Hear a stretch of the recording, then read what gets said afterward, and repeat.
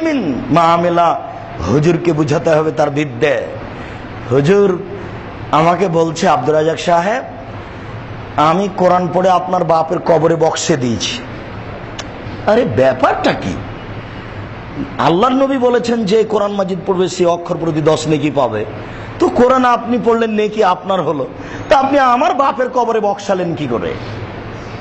হুজুর বুঝতে পারেনি এটা কত বড় অপরাধ। হুজুরের প্রত্যেকটা কথা কর্মের বিচার হবে খুব কঠিন ভাবে।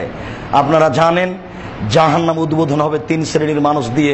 তার 1 শ্রেণীর মানুষ হলেন হুজুর, তার 1 শ্রেণীর মানুষ হলো দানশীল, তার 1 শ্রেণীর মানুষ হলো শহীদ। দান যখন গোপনে করলেন, আব্দুর রাজাক সাহেবের টাকাটা থাকলো আপনার প্রতিষ্ঠানের জন্য, এখন আর কবরে শাস্তি হবে না। দেখুন কত পাওয়ারফুল জিনিস। আব্দুর রাজাক সাহেব একটু বলে দিন, এই টাকাটা থাকলো একটু বলে দিন তো যে অমুক দিয়েছে, এবার আর জান্নাত হবে না, এখন জাহান্নাম।